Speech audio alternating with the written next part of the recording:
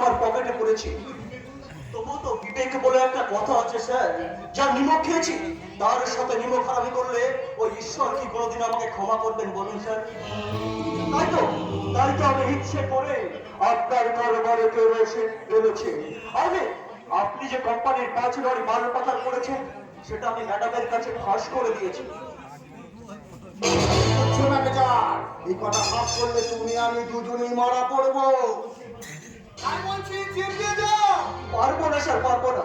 নিজের বিবেকটাকে চেপে রাখতে আমি আর পারবো না। তাই তো সব সত্যি আমি ম্যাডামের কাছে ফাঁস করে দেবো। সব সত্যি মানে? দুঃখের কথা কি বলবো মাসিমা, আজ 15টা বছর ধরে আপনি যে আপনার স্বামীর নিরুদ্দেশ হয়ে যাওয়ার ঘটনাটা শুনে এসেছেন সেটা সম্পূর্ণ মিথ্যে, সাজানো। আসলে আপনার স্বামীকে খুন করা।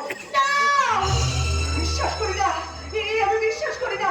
মিথ্যা বলছো, সব মিথ্যা বলছো তুমি। না, মিথ্যা নয় মাসিমা, মিথ্যা নয়। সে খুনের সমস্ত প্রমাণ আমি সংগ্রহ করে রেখেছি। প্রথমে আপনার স্বামীকে কিডন্যাপ করা হয়, তারপর তাকে কুপিয়ে খুন করে আপনারই ঘর শত্রু বিভীষণ এই দেবরাজ দত্ত। চুপ, একদম চুপ করো। তোমার সঙ্গে মানে একটা কথা বলতে চাই না। যে মানুষটা তার সমস্ত সম্পত্তি নিজের হাতে করে নির্দ্বিধায় তোমার নামে তার আর্থিক লিখে দিয়েছিল, তাকে কিনা তুমি এইভাবে খুন করলে। তোমাকে আমি পুলিশে দেবো ঠাকুরপো, পুলিশে দেবো। কিন্তু তার আগে প্রমাণ চাই, প্রমাণ। ম্যানেজার, কি প্রমাণ আছে তোমার কাছে? বলো কি প্রমাণ? নিশ্চয়ই দেবো মাসিমা, নিশ্চয়ই দেবো। আর কেন দেবো জানেন মাসিমা? কথায় বলে না, এই পৃথিবীতে যার মা নেই তার সব থেকেও কেউ আমি আমার মাকে হারিয়ে খুব কষ্ট পেয়েছি। আর আপনাকে দেখার পর সে সব কষ্ট আমি ভুলে গেছি মাসিমা, সে সব কষ্ট আমি ভুলে গেছি। কারণ আপনার মধ্যে যে আমি আমার হারিয়ে যাওয়া মাকে খুঁজে পাই, হারিয়ে যাওয়া মাকে। আরে সেই জন্যই তো আমি আপনার কারণে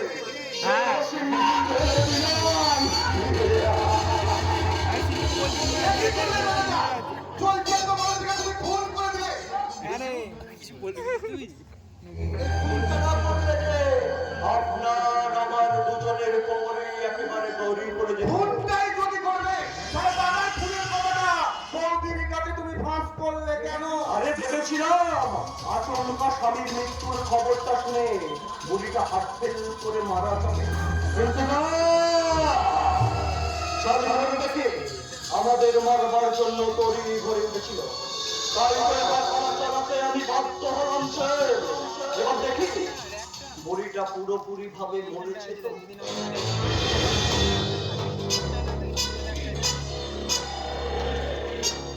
এখনো যে শ্বাস পড়ছে তার মানে বেঁচে আছে। বেঁচে থাকলে তো তুমি আমি দুজনেই মরে যাবো। অর্ধেক কাজটা আমি সেরেই রেখেছি, বাকিটা আপনি সেরে ফেলুন। আমার গলাটা চেপে ধরে ওর মৃত্যুটাকে পুরোপুরি নিশ্চিত করে ফেলুন। ঠিকই বলেছো মাইয়া, তুমি শত্রুকে কোনোদিন অবহেলা করতে নেই।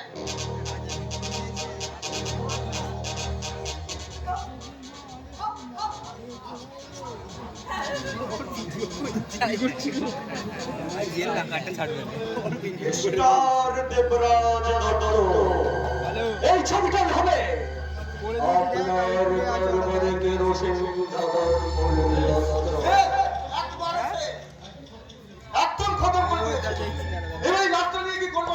আরে কিচ্ছু করতে হবে না, কিচ্ছু করতে হবে না। থানায় ফোন করে দিন, পুলিশ এসে লাশটা নিয়ে যাবে। Hello, police station. আমি এসে গেছি। মাননীয় দর্শকবৃন্দ, এই নাটকের পরবর্তী দৃশ্য বিরতির পর।